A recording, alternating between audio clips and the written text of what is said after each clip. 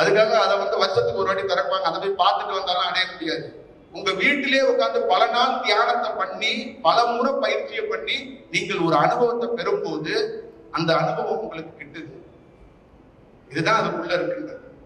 ஒரு கல்வி எப்படி முறைப்படி கீழ இருந்து பள்ளியிலிருந்து வந்து +2 வரைக்கும் படிச்சுட்டு கல்லூரிக்கு போறோமோ அந்த மாதிரி இந்த தியானம் என்பது முழுமையாக ஒரு மனிதன் தன்னை மறந்து இந்த தியானத்தை கற்றுக்கொண்டே இருக்கணும். சில குருமார்கிட்ட சில சீடர் இருப்பாங்க, டேய் உனக்கு எல்லா அனுபவம் வந்துருச்சு போங்க அப்படின்னு சொன்னா கூட அந்த சீடன் போக மாட்டான். ஏன் அப்படின்னு கேட்டீங்கன்னா, உங்க பேர் ஒளியை கண்டு என்னால போக முடியல, நீங்க தான் என்ன பெரிய ஆளுங்கிறீங்க, உங்க பேர் ஒளி என்னை விட்டுட்டு விடப்பட்டது, நான் அந்த தூரம் போறேன், அந்த ஒளி வந்து என்னை இழுக்குது, என்னை வந்து அப்படியே தடுத்து ஆட்கொள்ளுது, அப்புறம் போனவன் திருப்பி வந்துட்டேன், என்ன தயவு செய்து நீங்க வச்சுக்கோங்க. ஏ நீ வேலை செய்யணும்டா, செய்ய மாட்டேன். ஏன்பா? இந்த பேர் ஒளியை பார்த்துக்கிட்டே இருக்கணும். சத்தம் போட்டு நிறைய பேர் அமைச்சிருக்காங்க. இதுக்கு ஒரு உதாரணத்துக்கு சொல்லணும்னா, யோகியின் சுயசரிதையில ஜாகிரி மகா சாயர் சொல்லலாம். மகாவதர் பாபா வீட்டு போக மாட்டேன்னு அடம் பிடிச்ச போது, போய் வேலையை செய்ப்பா போப்பா அப்படின்னு சொல்லி அனுப்பிச்சு விட்டு போயிட்டாங்க. இதுதான் அதோட செயல். ஏன்னா அந்த பேர் ஒளியை பார்த்துட்டா நீங்க வரமாட்டீங்க. நான் இங்கே இருக்கிறேன், நான் அப்படியே தன்னை மறந்து அப்படியே உட்கார்ந்துருக்கேன், இதுதான் சுகம். ஒரு நல்ல தியானம் வந்துட்டா என்ன பண்ணணும், என்னை எழுப்பிடாத, எனக்கு சோறெல்லாம் வேண்டாம், அந்த தவமே போதும், நான் அப்படியே இந்த பேரானந்தத்திலேயே அனுபவிச்சுட்டு உட்காந்துருக்கேன். ஒரு நாள் அந்த ஆனந்தத்தை அனுபவிச்சவங்க பக்கத்துல இருக்கிறவங்க என்ன சொல்றாங்கன்னா, ஒரு நாள் அனுபவித்த அந்த ஆனந்தத்துக்காக காத்துக்கிட்டே இருக்கேன், அடுத்த நாள் நிகழப்பட்டது, அடுத்த நாள் நிகழுமான்னு காத்துக்கிட்டே இருக்கிறாங்க.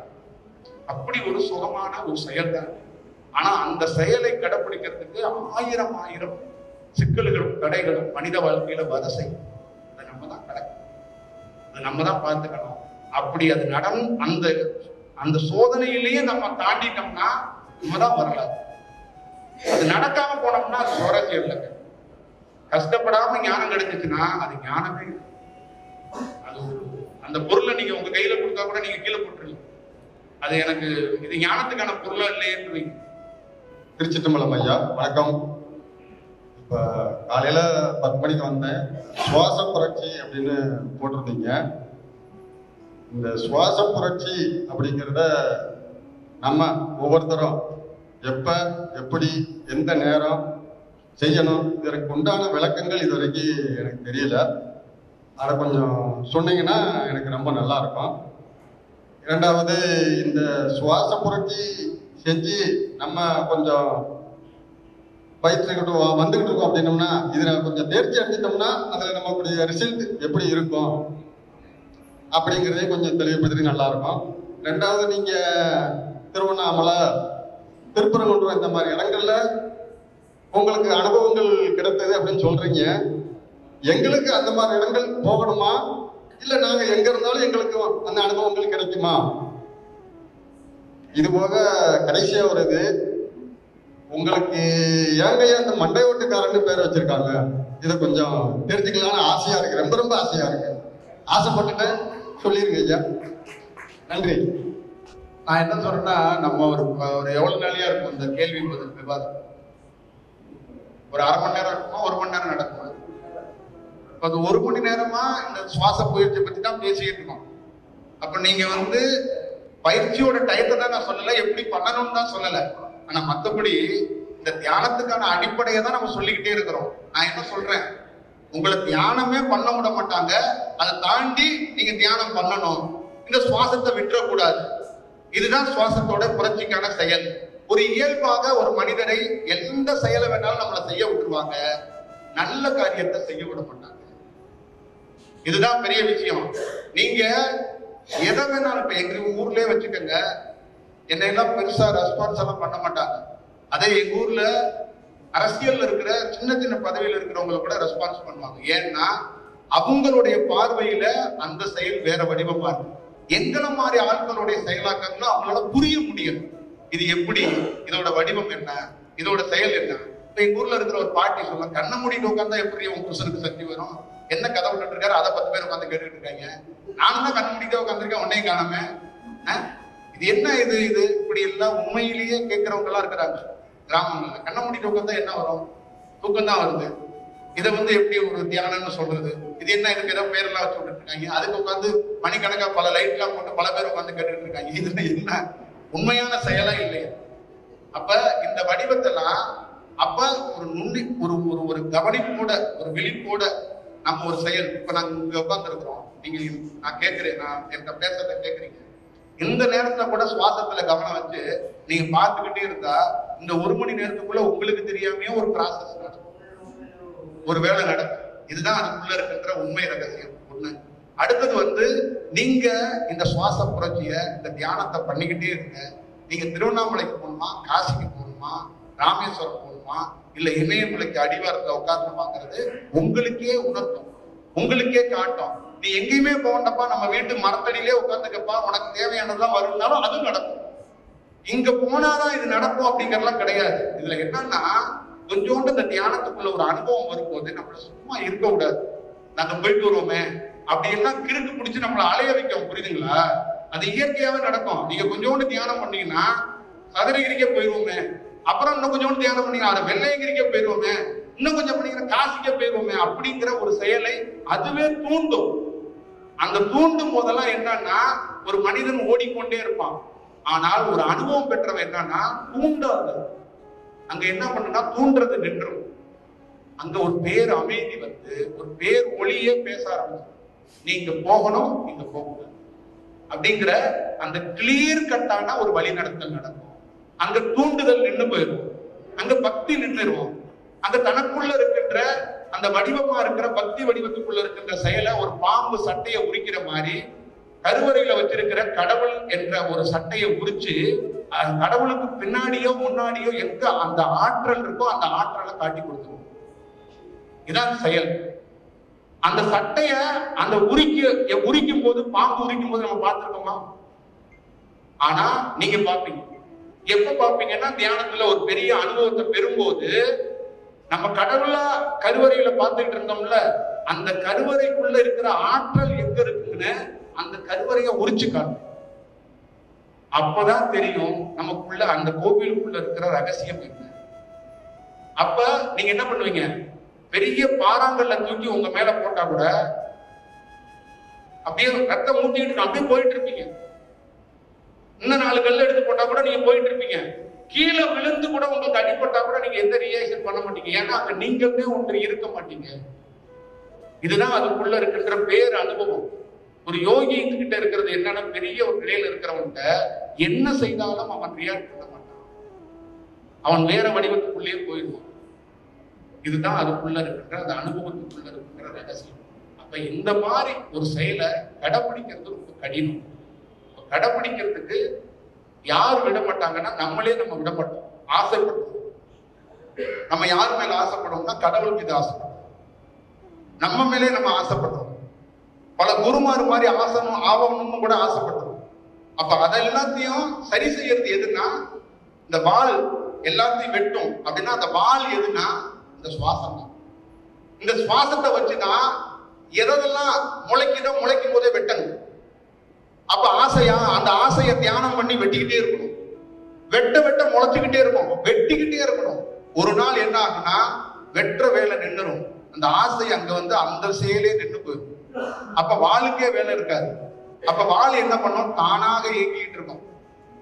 அப்ப ஒரு ஞானி என்ன சொல்றான்? வாள் எடுத்து போர் செய்வது இல்லை, நான் போய் நின்னாவே போதும், போர் நின்றுங்கிறான். ஏன்னா வாள் எடுத்தது எதற்காக எடுத்தேன்னா, என்னுடைய மாயை அழிப்பதற்காக நான் வாள் எடுத்தேன். ஊர்ல பல பேரை வெட்டுறதுக்காக நான் வாள் எடுக்கல. எனக்குள்ள தோன்றிக்கிட்டே இருக்கிற எண்ணத்தை வெட்டுவதற்காக நான் வாள் எடுத்தேன். எனக்குள்ள தோன்ற காமத்தை வெட்டுறதுக்காக வாள் எடுத்தேன். எனக்குள்ள தோன்ற சாப்பாடு இச்சைய போக்குறதுக்காக வாள் எடுத்தேன். தனக்குள்ளே தோன்றுகிற ஒவ்வொரு ஆசையை அறுப்பதற்காக வாள் எடுத்தேன். அந்த வாள் தான் சுவாசம். அப்ப தொடர்ந்து ஒருத்தர் சுவாச பயிற்சியில சுவாசத்தை கவனிச்சுக்கிட்டே இருக்கும்போது ஒரு இடத்துக்குள்ள குறைந்தபட்சம் என்ன ஆகுறான்னா, அவன் மனம் ஒரு நிலைக்கு வந்துருது. அவனுக்கு மனம் ஒரு பக்குவப்பட்ட நிலைக்கு வந்துருக்கு. ஒரு கொஞ்சம் அமைதியாயிடுறான். ஊரே கத்திக்கிட்டு இருக்கு, ஊரே சலனமாகுது, அவன் சலனம். அந்த சலனம் இல்லாம இருக்கிறதுக்கு அதுதான் காரணம். ஒருத்தன் இப்படி இருக்கிறவன்ட்ட போய் ஊர்ல இன்னாரு இறந்து போயிட்டாங்கன்னு சொன்னா அவன் பதட்டப்பட மாட்டான். அப்படியா, அவனுக்கான காலம் முடிந்து விட்டு அவன் போயிட்டான் அப்படிதான் பேசுவான். அப்ப அதுக்கான காரணம் என்ன? அந்த மனம் அந்த தியானத்துல அந்த அளவுக்கு பக்குவத்தை பெற்றுச்சுன்னா இதுதான் அதுக்குள்ள இருக்கிற செயல். வேற என்ன அது பேரை கடைசியா சொல்லிக்கிறேன். ஐயா வணக்கம். தியானத்துல ஒரு அனுபவம் கிடைக்கிறதுன்றது டெய்லி நம்ம எதிர்பார்க்க முடியல. என்னைக்கோ ஒரு நாள் ஒரு அனுபவம் கிடைக்குது. ஒரு மணிக்கணக்கில் தவம் பண்றதுக்கு நம்மளுக்கு ஒரு நல்ல ஒரு சூழ்நிலை உருவாகுது. அந்த நேரத்துல சுவாசமே சில நேரத்துல ஒடுங்கிற மாதிரி இருக்கு. உடல் எல்லாம் நம்மளுக்கு இருக்கிறது மாதிரி தெரியல. அதே நேரத்துல மனம் கொஞ்சம் கொஞ்சம் அது வேலை செஞ்சுக்கிட்டே இருக்கு. அது திரும்ப கொஞ்சம் ஸ்லோவா வேலை செஞ்சாலும் அந்த தவம் முடிச்சுட்டு கொஞ்ச நேரம் ஒரு மாதிரி இருக்கு. அதுக்கப்புறம் வந்தோம்னா இயல்பா எப்பவும் மாதிரியே நம்ம இயங்குற மாதிரி இருக்கு. அதுல இருந்து நம்ம ஏதாவது அதுல முன்னேறி போவோமா அப்படின்றது மாதிரி ஒரு வித்தியாசமே தெரிய மாட்டேங்குது. இது ஒரு ஸ்டேஜ் வரைக்கும் அது அப்படிதான் இருக்கும். ஏன் அப்படின்னா அந்த வளர்ச்சியை கண்டுபிடிக்க முடியாது, கொஞ்சம் டைம் எடுக்கும். அதான் சொல்றேன், சில பேருக்கு வருட கணக்காகும், கொஞ்சம் டைம் எடுக்கும், உள்ளுக்குள்ள அது வளர்ந்துகிட்டு இருக்கும். நாம என்ன நடப்போம்னா நிறைய பேர் அனுபவத்துல சொல்றாங்க, சத்சங்கத்துக்கு வரும்போது இவங்க ஒரு அனுபவத்தை சொல்றாங்க, அவங்க ஒரு அனுபவத்தை சொல்லுவாங்க, எல்லா பேரும் ஒரு அனுபவத்தை சொல்லுவாங்க. நமக்கு அது மாதிரி அனுபவம் வரலையே. இப்போ ஒருவேளை நம்ம தியானம் நல்லா பண்ணலையோ, இல்ல நம்ம பண்ணனால நம்ம ஆன்மா வேற மாதிரி இருக்கோ, இல்ல நம்ம இது பாவப்பட்டவங்களா, அந்த மாதிரிலாம் ஃபீல் ஆகும். அது அப்படி இல்லை. சில பேர் ஆன்மா கொட்டோன்னு வெளிப்படையும், சில ஆன்மா வெளிப்படைய லேட் ஆகும். அப்ப என்னன்னா அது கொஞ்சம் ஸ்லோ ப்ராசஸா தான் ஒரு வேலையை செய்யறதுக்கு வரும். சில பேர் இப்ப நம்ம கிட்ட இருக்கிறதுலே பாத்தீங்கன்னா ஒரு 10-15 பேரு நம்ம தொடும் போதே அவங்க விழிப்பு அடைகிறாங்க. அந்த செயல் நடக்குது. அந்த செயல் ஏன் அந்த மாதிரி நடக்குதுக்கு ரீசனாக இருக்கு அப்படின்னு கேட்டீங்கன்னா அது ஆல்ரெடி விழிப்பு தன்மையிலே இருக்கு. சில ஆன்மாலாம் பாத்தீங்கன்னா பெரிய பெரிய ஆள்லாம் பாத்தீங்கன்னா குழந்தை பிறந்து கொஞ்ச நாள்லயே அந்த ஆன்மா விழிப்படைஞ்சது. அப்ப அந்த ஆன்மா ஒரு உயர்ந்த கோவிலுக்கு போகும்போதோ இல்ல உயர்ந்த குருமார்களை பார்க்கும் போதோ அதுக்கு இன்னும் தன்மை அதிகரிக்குது, இன்னும் தன்மைகள் அதிகரிக்குது. இதுக்கு உதாரணம் சொல்ல போனா விவேகானந்தர் சொல்லலாம். அப்ப 4 வயதுல அவருக்கு தியானம் வருது. அப்ப அவருக்கு 4 வயதுல வந்துச்சு, நம்ம பிள்ளைக்கு 4 வயதுல வரல நம்ம சொல்ல முடியுமா? அப்ப அந்த ஆன்மாவோட கூட்டுதான். இப்ப உங்களுக்கு தியானம் வர்றதுக்கு கொஞ்சம் தாமதமாகும். அதையும் நம்ம காத்திருந்துனா ஒரு செயலாக எடுத்துட்டு போகணும். அங்க போய் நம்ம பலவீனமாகி நம்ம நமக்கு வரல, நமக்கு நடக்கல, நம்ம செஞ்சாலும் மாறிக்கிட்டே இருக்கிறோம் அப்படிங்கறதெல்லாம் இருக்கக்கூடாது. இங்க நல்லா ஞாபகம் வச்சுக்கோங்க, பல்வேறுபட்ட சோதனைகள் இந்த தியானத்துக்குள்ள நமக்குள்ளே நம்மளை வருத்திக்கிற மாதிரி ஒரு சூழல்லாம் உருவாகும். அப்பையும் நம்ம என்ன பண்ணணும்னா நம்மளை நம்பி ஒரு பெரிய செயலோட தான் நம்ம பயணிக்கணும். அதுதான் ஒரு நல்ல செயலாக அது உருவாக்க முடியும். அதனால நீங்க அதை பத்தி எல்லாம் கவலைப்படாதீங்க, அதை பத்தி எல்லாம் யோசிக்காதீங்க. ஏன்னா உங்களுக்குள்ள இருக்கிறது என்னன்னு கேட்டீங்கன்னா ஒரு நல்ல பாதுகாப்பான வளர்ச்சியில் இருக்கிறீங்க. அந்த வளர்ச்சிக்கு உள்ள இருக்கிற வளர்ச்சிக்கும் உங்க உடலுக்கு சம்பந்தம் கிடையாது.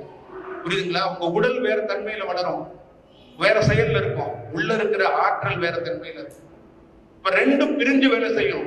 ஒரு அனுபவம் பெறும்போதுதான் உடலும் அந்த ஆற்றலும் சேரும். சில பேருடைய ஆற்றலும் உடலும் சேரவே சேராது. அதனாலதான் தன்னுடைய உடலே சில யோகி திட்டுவான், இது ஒரு கர்மம் முடிச்ச கூடுறா, இதை கலட்டி எரிஞ்சாதான் நான் நிம்மதியா இருப்பேன் அப்படிமா. நீங்க கேள்விப்பட்டிருப்பீங்க நிறைய யோகிகளுடைய உண்மை. ஏன்னா இந்த ஆற்றலும் அந்த உடலும் சேரவே சேராது. இந்த காலகட்டத்துல இந்த ஆற்றலையும் உடலையும் சேர்க்க முடியாது அவரால். அந்த மாதிரி நெருக்கடிக்குள்ள இருக்கும். அப்ப அந்த மாதிரி சூழ்நிலையும் அந்த உடலோட தான் அவர் பிரயாணித்தாகணும். நிறைய யோகிகளுக்கு காலெல்லாம் சீல்படியும், எத்தனையோ கர்ம வினைகளை வாங்கியிருந்தாலும் அந்த யோகி ஏன் அதை சரி பண்ண முடியலன்னா இந்த கூடு இந்த மாதிரிதான் செயல்படணும். அப்ப அவருடைய ஒட்டுமொத்தமான செயல் என்னன்னா உள்ளே இருக்கின்ற பேரானந்தத்தை பார்த்ததுனால இந்த கூடை பத்தி பெருசா எடுத்துக்க மாட்டாரு. அதையும் தாண்டி பெரிய யோகிகள் என்ன பண்ணுவாங்கன்னா இந்த கூட்டையும் அந்த ஆற்றலையும் ஒன்னா இணைச்சிருவாங்க. ரெண்டையும் ஒரே தன்மைக்குள்ள எடுத்துட்டு போறதுக்கான வாய்ப்பை உருவாக்குவாங்க. அதனால இவ்வளவு பெரிய தத்துவம் இருக்கு. அதனால கொஞ்சம் பொறுத்து இருந்து இந்த பிரயாணத்தை நீங்க பண்ணிதான் ஆகணும். இதெல்லாம் எப்படின்னா நீங்க பிரயாணிக்கும் போது கவலைப்படாதீங்க, ஒரு நாள் அந்த ஊருக்கு போயிருவீங்கிறதுக்கான ஆறுதல் வார்த்தை தான், உண்மையான செயல் தான் இது. ஆனால் நீங்கள் தான் வலிமையோட இருந்து போராடணும், ஒரு செயலை செய்யணும். அப்ப செய்யும் போது உங்களுக்கு வழிகாட்டுறதுக்கும் உங்களுக்கு ஒரு வழி சொல்றதுக்கும் ஒருத்தர் வருவார். அதுதான் உண்மையான செயலாக நான் சொல்றேன். ஒரு 2 டைம் அந்த மாதிரி ஒரு இது எனக்கு பக்கத்திலேயே காதல் பக்கத்திலே ஏதோ சொல்ற மாதிரி தெரிஞ்சிச்சுங்க, ஒரு அனுபவம் கிடைச்சு. அதுக்கு பின்னாடி நான் அதை வரன்னு எதிர்பார்த்து அதை திரும்ப அந்த அனுபவம் கிடைக்கவே மாட்டேங்குது. ஏதோ ஒன்று பின்னாடி காது பக்கத்துல ஏதோ சொல்ற மாதிரி இதெல்லாம் இயல்பாக நடக்க தொடங்கும். அப்பெல்லாம் நம்ம ரொம்ப கவனமாக வச்சு அடுத்தடுத்த இடத்துக்கு போகும்போது இந்த அனுபவம் என்னன்னா, நிறைய பேர் நினைப்பாங்க நம்ம ஏதாவது நல்ல எக்ஸ்பீரியன்ஸ்ல இருக்கிறோமா, நல்ல அனுபவத்துல இருக்கிறோமா, இந்த ஐயா வந்து நம்ம கிட்ட சொல்லுவாரான்னு நீங்க நினைக்கிறீங்கல்ல, தயவு செய்து அப்படி எல்லாம் நினைக்காதீங்க. நீங்க நல்ல அனுபவம் பெற்றுட்டீங்கன்னா அதுவே உங்களுக்கு சொல்லிடும், ஏய் நீ ரொம்ப நல்ல ஆளா இருக்கையா, ரொம்ப பெட்டரா இருக்கையான்னு உங்களுக்கே சொல்லிடும். அங்க நான் தேவைப்பட மாட்டேன், புரியுதுங்களா? நான் கிளி சீட்டை எடுத்து கொடுத்து ஐயோ உங்க ஆன்மா பயங்கரமா இருக்குங்கன்னு சொல்ல வேண்டிய அவசியம்லாம் அங்க ஏற்படாது. உண்மையான வளர்ச்சி என்பது என்னன்னா, உங்களை தூங்க விடாது, புரியுதுங்களா? உங்களை தூங்கவே விடாது, உங்களை வேலை பார்க்க வச்சிரும், உங்களை வேற மாதிரி செய்ய வச்சிரும், உங்களுக்கு உண்மை தத்துவத்தை காட்டி உண்மை செயலாக்கத்தை வழி நடக்கும். அந்த செயல் தான் உண்மை செயல், புரியுதுங்களா? அதுதான். வணக்கங்க ஐயா. மெடிடேஷன் நான் ஏற்கனவே பண்ணியிருக்கேன். இப்போ நீங்க சொல்றது அந்த மூச்சை கவனிக்கிறது நார்மலா எல்லாமே நான் பண்ணிட்டு இருக்கேன். ரொம்ப நாள் வந்து எனக்கு ஆகினை துரியம் அதெல்லாம் தெரியாது. மனசுக்குள்ளேயே நீங்க சொல்ற மாதிரி ஒன்று போய் தேடும் போதுதான் கிடைக்கும்னு சொல்லியிருக்கீங்க. அதே மாதிரி எனக்கு 3, 4, 5 வருஷத்துக்கு அப்புறம் தான் அந்த ஆகினை என்னன்னு புரிஞ்சுது. பிரீத்திங் இது வரைக்கும் நீங்க சொன்ன மாதிரி இந்த மூச்சை தான் கவனிச்சுட்டு வந்திருக்கேன். இப்போ இது நீங்க சொல்ற மாதிரி இந்த அனுபவம் இதெல்லாம் வந்து நீங்க சொல்ற மாதிரி தேட தான் கிடைக்கும்ன்றதை இப்ப நீங்க பேசத்தை வச்சு புரிஞ்சுக்கிட்டேன். இதுக்கு நான் என்ன வழியில போகணுங்க ஐயா? ஒரு செயல் என்னன்னா, இந்த சுவாசத்தை கவனிக்கணும்னு நான் கண்டுபிடிக்கல, நல்ல ஞாபகம் வச்சுக்கோங்க. இதை எத்தனையோ ஆண்டுகளுக்கு முன்னாடி பெரியவங்க கண்டுபிடிச்சிட்டாங்க. இங்க நான் என்ன அடிப்படையில சொல்றேன்னா, நான் இந்த சுவாசத்தை கவனிச்சேன், நான் ஒரு அனுபவத்தை பெற்றிருக்கேன், இதை உங்களுக்கு வாய்ப்பு இருக்கு அப்படின்னு நான் ரெஃபர் பண்றேன். நான் என்னுடைய அனுபவத்தை பார்த்ததை, அந்த ஒரிஜினலா நடந்ததை அப்படியே ஷேர் பண்றேன். இதுதான் இதுல இருக்கிற உண்மை தத்துவம். அப்ப இந்த சுவாசம் என்பது கவனிக்கிறது, இந்த கலை என்பதெல்லாம் நம்மள மாதிரி ஆளுங்கிற தாண்டி பல ஆண்டு எத்தனையோ யுகங்களுக்கு முன்னாடியே பெரிய பெரிய செயல் வடிவத்துக்குள்ள இருந்து உருவாக்கப்பட்டிருக்கிறது. அப்ப அந்த வடிவம் எல்லாம் நுட்பமா நம்ம கிட்ட பல ஆண்டுகளா இருக்கு. ஒரு தனி மனிதர்களுடைய கலை இல்லை, மீண்டும் சொன்னேன், தனி மனிதர்களுடைய கலை இல்லை. ஒரு தனி மனிதர்களுடைய அவங்களுடைய உழைப்புல இந்த கலையை உருவாக்கல. இது ஒட்டுமொத்தமான மூல். இதுக்கான கிரெடிட் யாருக்கு இருக்குன்னா பிரபஞ்சத்துக்கு. இதுக்கான தலைவன் யாருன்னா பிரபஞ்சம். இதுக்கான உண்மை யாருன்னா அவரு. அந்த தத்துவம் தான், அந்த செயல் தான், அந்த வடிவம் தான். ஏன்னா நான் உடலோட இருக்கும்போது இது என்னது அப்படின்னு நான் காட்ட முடியாது. உடல் இல்லைன்னு அது என்னதுன்னு கூட சொல்லலாம். ஏன்னா அந்த நிஜத்தை காட்டுற மாதிரி உங்ககிட்ட ஒரு வாய்ப்பு வருதுன்னு அப்ப சொல்லலாம். ஏன்னா அப்ப நானே பிரபஞ்சமாக நிற்கும் போது, உடல் இல்லாத ஒரு செயலோட, ஒரு சக்தியோட, ஒரு ஆற்றலோட, ஒரு ஒளியா நிற்கும் போது அது வந்து என்னுடையது பாட்டு சொல்லலாம். இந்த உடலோட நின்றுட்டு இருக்கும் போது அது என்னோடதுன்னு நான் சொல்ல முடியாது. அது எல்லாம் அவங்களுடைய தத்துவத்துக்குரியது. இதுக்குள்ள இருக்கின்ற உண்மை செயல் என்னன்னா, இந்த சுவாசத்தை கரெக்டா புரிஞ்சுக்கிட்டா இதுல வேற வேற வடிவம் இருக்கு. அதை நான் வெறும் சுவாசத்தை மட்டும் கொடுக்காம காலையில அதிகாலையில ஒரு விதமான தியானத்தை கொடுக்கணும், மத்தியானத்துல ஒரு தியானம் கொடுக்கணும், இரவுல ஒரு தியானம் கொடுக்கணும். இந்த மூணும் என்னன்னு கேட்டீங்கன்னா, எப்ப உடலை எப்படி கனெக்ட் பண்றது, இந்த பிரபஞ்சத்தோட எப்படி கனெக்ட் பண்றது, ஒரு மனிதன் எப்படி எக்ஸ்பீரியன்ஸா அவனை ஆக வைக்கிறது. இப்ப இன்னொரு விஷயம் என்னன்னா, ஒரு மனிதன் உலகத்துல இன்னொருத்தரை ஏமாத்துறது முக்கியம் இல்லை, அவனை ஏமாத்திக்குவான். அப்ப அவனை ஏமாத்தாம அவன் தலையில நான் வந்து அடிக்காம அவனை எப்படி அடிக்க வைக்கிறது, அது இந்த தியானம் பண்ணும். படார்னு அதுவே அடிக்கும். நீ என்ன வேலை பார்த்துக்கிட்டு இருக்க, நான் உனக்கு என்ன வேலை கொடுத்தேன், நீ என்ன வேலை பார்த்த, நான் தியானமே சொல்லும். அதை காட்டுறதுக்கான ஒரு செயல் வடிவம் தான் நம்ம வந்து பிரிச்சு அந்த வடிவத்துல கொடுக்க போறோம். அத எந்த மனிதன் உண்மையிலேயே இது ஒரு தியானம், இது ஒரு கலைன்னு பார்க்காம தான் இதுல இருந்து ஒரு பெரிய மாற்றம் அடையறதுக்கு ஒரு வாய்ப்பா உருவாக்கிக்க போறோம். அது எத்தனை ஆண்டுகள்னு தெரியாது, அது என்ன மாதிரி நடக்கும்னு தெரியாது, ஆனா செய்யணும். இந்த தேசம் சுதந்திரத்துக்காக போராடுவோம். சுதந்திரம் கிடைக்கலாம், கிடைக்காமையும் போகலாம், உயிரோட இருக்கலாம், செத்தும் போகலாம். அந்த மாதிரி ஆத்மார்த்தமாக ஒருத்தர் எடுத்துட்டு போராடும் போது பல்வேறுபட்ட எக்ஸ்பீரியன்ஸ் அவன் அனுபவிப்பான், பல்வேறுபட்ட அனுபவங்கள் ஏற்படும். அவன் இயல்பு வாழ்க்கையில அவனுடைய கணவன் மனைவி வாழ்க்கை இருக்குல்ல, அதுவே அவனுக்கு ஒரு சேஞ்ச் மாதிரி தெரியும். சில ஆண்டுகளுக்கு பிறகு அந்த வாழ்க்கையிலேயே அவனுக்கு நிறைய சேஞ்சஸ் தெரியும். நிறைய அவன் வாழ்க்கைக்குள்ள அவனுடைய லைஃப்ல ஒரு புது மாற்றம் தெரியும். வெறும் தவம் பண்ணா கடவுள் நிலை அடையிறது, யோகி நிலை அடையிறதெல்லாம் இல்ல. ஒரு இயல்பு மனிதன்லயே இந்த மாற்றம் வந்து மாறுறதுக்கான ஒரு வாய்ப்பு இருக்கு. இதுதான் அதுல இருக்கிற முக்கியமான விஷயம். ஒரு இல்லறத்துல இருக்கிறவங்க கூட இந்த தியானம் பண்ணும்போது, இந்த வடிவத்துக்குள்ள இருக்கும்போது, அந்த ரெகுலர் கணவன் மனைவி வாழ்க்கையே நிறைய சேஞ்ச் ஆக வாய்ப்பு. சேஞ்சுன்னா அவங்களே அவங்க சரி செஞ்சுக்கிறது, அவங்களே அவங்க வந்து புதுப்பிச்சுக்கிறது. உங்ககிட்ட இருக்கிற மைனஸை வந்து இன்னொருத்தவங்க சொல்லி அதை சரி செய்யறது இருக்குல்ல, நம்மளே கண்டுபிடிக்கிறது இருக்குல்ல, நம்மளுடைய நம்ம எங்க தப்பு பண்றோம், எங்க சறுக்கிறோம் அப்படிங்கிறத கண்டுபிடிக்க முடியும். அதுதான் இதுக்குள்ள இருக்கிற செயல். அப்ப நீங்க வந்து உங்களுடைய வாழ்க்கையை நீங்க புதுசா கட்டமைச்சுக்க போறீங்க. அதுதான் இதுக்குள்ள இருக்கின்ற உண்மை தத்துவம். இதுக்குள்ள கடவுள் தேடி கடவுள் பரப்புரை இல்லை. அதெல்லாம் அதெல்லாம் வந்து நமக்கு பிடிச்சு போய் நம்ம ஒரு வேலை செய்யறோம். கடவுள்ங்கிறதே நமக்கு பிடிச்சு போய் நமக்கு அவர் ஏதாவது ஹெல்ப் பண்ணுவாருன்னு தான் நம்ம ஒரு பரப்புரையில நாம தான் ஈடுபடுறோம். அவரு என்ன பரப்புரை பண்ணி எந்த காலகட்டத்தில எந்த கடவுள்